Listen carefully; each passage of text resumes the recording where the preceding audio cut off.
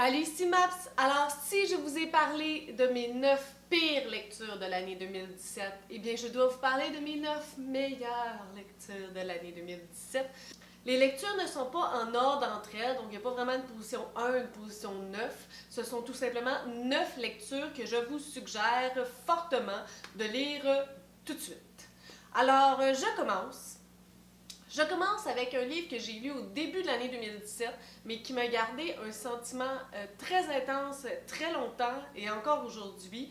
C'est le livre Parfaite de Caroline Kepnes. En fait, ce livre-là, nous suivons Joe Goldberg, qui est un psychopathe dérangé avec une santé mentale assez fragile et qui rencontre Beck, qui fait en sorte de la connaître de toutes les facettes de sa vie et d'éliminer les personnes qui pourraient lui nuire et nuire à sa relation avec elle. Donc, c'est très dark, c'est très perturbé, c'est très perturbant. Les premiers chapitres sont les plus difficiles. Éventuellement, on s'habitue à l'écriture, on s'habitue à sa personnalité complètement apathique, mais éventuellement, on le trouve un peu quand même sympathique et c'est très bizarre à dire. Donc, c'est très macabre, c'est très glauque, mais c'est une lecture qui ne laisse personne indifférent. Alors, je le recommande. C'est dans une section thriller, mystère et glauque. Donc, préparez-vous à suivre un personnage avec une santé mentale assez dérangée et qui va remettre en perspective beaucoup de choses que vous n'aviez jamais considérées comme telles. Il est très perturbant, il est très obsessif lorsqu'il a une chose en tête. Il prend tous les moyens, même s'ils ne sont pas légaux, afin d'y arriver. Et il se justifie très bien par lui-même, compte tenu qu'il est dérangé. Dans un autre volet complètement, on s'en va sur Mars avec Phobos. Je me suis demandé énormément si je devais vous en parler parce qu'on en parle abondamment. Mais je ne peux tout simplement pas vous en parler et à moins que vous n'aimiez pas du tout le style fiction, science-fiction, young adult, vous ne risquez pas d'être déçu par cette lecture-là. Et je vous parle de Phobos de Victor Dixon. Donc, on a appris cette année qu'il y a 4 tomes. Le 4e vient de sortir en France, n'est pas encore sorti au Québec, mais devrait l'être sous peu. Phobos, c'est l'histoire de 12 prétendants et prétendantes qui vont vivre une série télé, une histoire d'amour, un peu comme Occupation Double, mais direction Mars. Donc, c'est 6 garçons et 6 filles dans 2 vaisseaux séparés qui se datent 6 minutes par jour pour essayer de se connaître et éventuellement faire des couples qui vont devoir recréer la race humaine sur Mars. Forcément, ce sont des personnes avec des passés plus difficiles. Donc, on se rend bien compte éventuellement qu'ils ont tous un point commun. Pourquoi eux? Pourquoi pas d'autres personnes? Et là, la raison est liée directement avec tout le projet Genesis qui les emmène directement sur Mars. Donc, ça devient très complexe. Il y a des revirements à la tonne, des rebondissements, des méchants. Alors, on commence le livre et on ne peut que le finir. Et c'est ainsi pour les 3 tomes parce que je n'ai pas encore lu le 4e, mais de ce que je vois, de ce que j'entends, je ne risque pas d'être déçue. Et l'avantage de 12 personnages, même si on suit majoritairement Léonore, c'est qu'à 12 personnages, on finit par en apprécier certains plus que d'autres. Donc, il y a certainement une personne qui nous est plus sympathique et une personne pour qui on cheer, pour qui on suit plus. Donc, même si c'est pas Léonard particulièrement la personne que vous préférez, mais il y en a d'autres pour qui vous allez peut-être avoir de l'affection et ça va vous tenir en haleine jusqu'à la fin de la série. Alors, Phobos de Victor Dixon, pour moi, c'est un oui. Je continue avec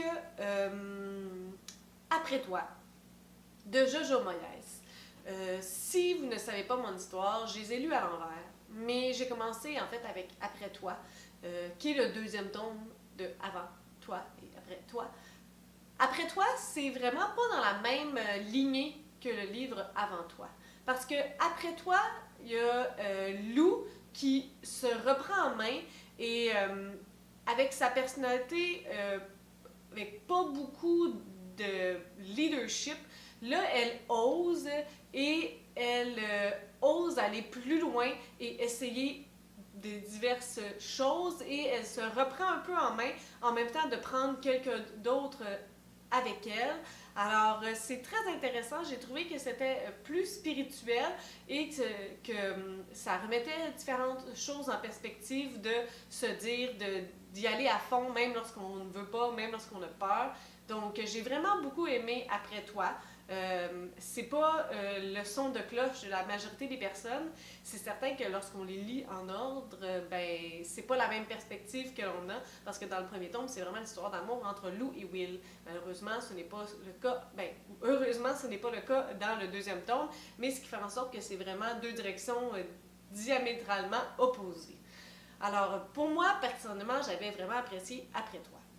Je continue dans une autre branche encore, et c'est Miséricorde de Jussi Adler-Olsen. Miséricorde qui est une longue série du département 5, c'est comme ça que ça s'appelle. C'est Carl et Assad, un duo improbable, qui réouvre des cold cases, donc des enquêtes qui n'ont mené nulle part, qui ont soit été bâclées ou qui ont mené à rien. C'est un travail ingrat et c'est pas un travail que personne, c'est un travail que personne ne veut. Alors eux, ils sont comme un duo obligatoire, ils sont comme collés ensemble. Carl qui est franc et efficace et Assad qui est plein de joie, qui est monsieur je sais tout et qui est plein de bonheur. Donc c'est un duo assez incroyable. Il y a aussi en parallèle le cas de Mérite qu'ils vont réussir à éclaircir, mais ce ne sera pas si facile parce qu'elle, elle est enfermée dans des conditions assez particulières, ce qui fait en sorte que même si eux arrivent à découvrir où elle est et qu'est-ce qui s'est passé, il se peut quand même qu'il soit trop tard. Donc, je ne suis pas fan de thriller habituellement, mais j'ai vraiment beaucoup aimé et j'aimerais en lire plus de cette série pour l'année 2018.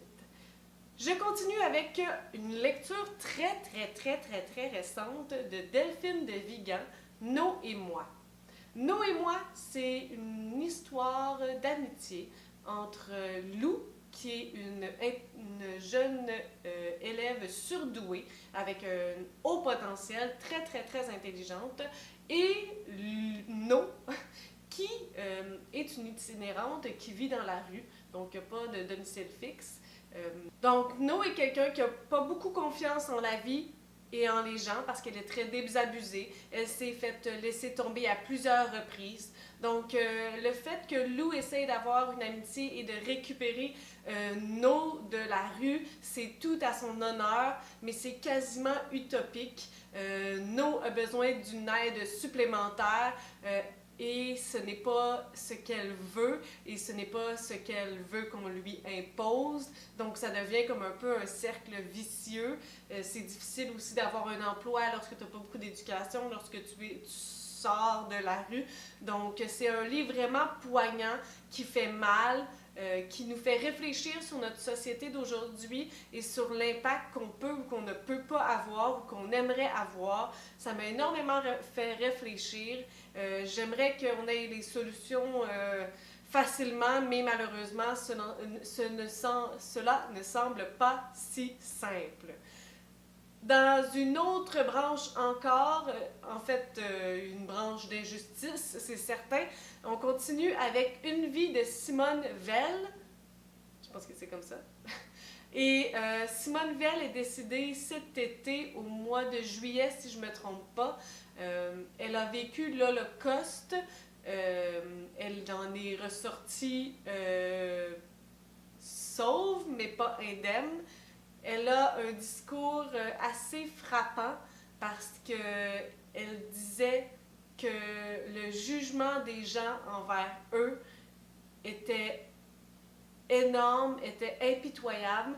Il se disait que ça ne devait pas être si pire les camps nazis si elle et sa sœur y avaient survécu. C'est des années qui me choquent. C'est une mentalité qui m'horripile et dont je n'arrive pas à comprendre. Simone nous permet d'accéder à sa vie et à son après, parce qu'elle a été incroyable pour le droit des femmes, pour la santé. Elle s'est battue pour amener la population française à aller plus loin et à réfléchir sur des sujets comme le droit à l'avortement, puis la campagne anti-tabac. Donc, c'est une femme qui a beaucoup amené pour notre société et particulièrement aussi pour le peuple français. C'est une lecture à lire, je vous dirais, parce qu'on ne peut pas passer à côté d'une grande dame comme elle. Il ne m'en reste pas beaucoup, il me reste Naufrage de Biz dont je veux vous parler. Je suis dans les sujets un peu deep, mais j'aime lire un ouvrage qui me fait réfléchir et qui me donne des émotions intenses et qui me permet de prendre le temps de me dire « Wow, où on s'en va? » Et l'ouvrage de Biz, c'est un peu ça aussi, parce que nous suivons Frédéric, qui vient d'être changé de travail pour un travail qui perd tout simplement son temps. Et puis, dans une perspective de s'insurger, il y a comme personne qui veut le faire. Et puis, il se met à perdre un peu les pédales et à aller directement dans un mur et à perdre tout ce qui était important pour lui. Sa vie qui était une belle vie, pas dire parfaite, mais une belle vie est en train de s'écrouler pour des erreurs dues à la vitesse de la vie, dues au fait qu'on ne prend pas le temps de s'arrêter et de réfléchir et que les réseaux sociaux peuvent être tellement néfastes pour certaines personnes. Alors, le monde de Frédéric s'écroule complètement et Il me reste deux lectures à vous présenter. Riquette à la houppe de Amélie Nothomb. Donc, c'est l'histoire de deux personnages complètement aux antipodes. Donc, Déodade, qui est un enfant beaucoup plus intelligent, beaucoup plus mature que n'importe qui de son âge. Très laid, mais très intelligent. Et nous avons de l'autre côté Trémière, d'une beauté à couper le souffle, mais il n'y a pas beaucoup, pas très très rapide. Elle peut passer des heures à contempler et c'est ça. Donc, c'est une histoire où nous suivons ces deux personnages aux antipodes qui éventuellement vont se rencontrer. Et puis, ça va amener à une réflexion et à une belle morale sur nous et notre société. Et finalement, je vous parle de l'autre qu'on adorait, de Catherine Cusset, où nous suivons Thomas, un personnage qui m'a fait, ma foi, rager. J'aime vivre des émotions, et là, c'était une émotion nouvelle, la colère. J'ai eu de la haine, de la pitié pour le personnage de Thomas. C'est un drame, ça c'est évident. Un drame psychologique, c'est peu dire. Il y a des choix d'écriture que j'ai particulièrement appréciés, comme le fait que l'auteur parle à la deuxième personne du singulier. Donc, tu, blablabla, bla, bla, bla, tu faisais telle chose, d'un point de vue extérieur, mais qui parle de la vie de Thomas. Donc, c'est vraiment un choix différent, mais vraiment agréable, particulièrement pour ce livre-là.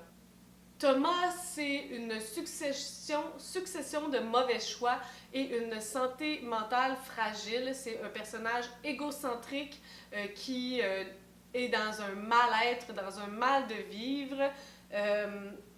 En même temps, il est particulier et il fait en sorte qu'on est vraiment pris dans son histoire.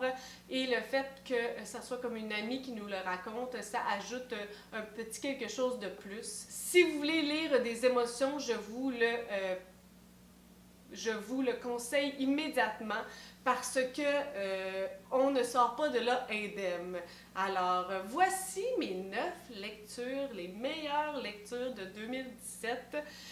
J'ai eu de la difficulté à en choisir parce que c'est difficile de les comparer, surtout que c'est des styles différents, c'est des univers complètement champ gauche parfois, donc comparer une biographie à un thriller, c'est pas possible, mais ce sont les 9 lectures qui m'ont fait vivre la plus grande émotion.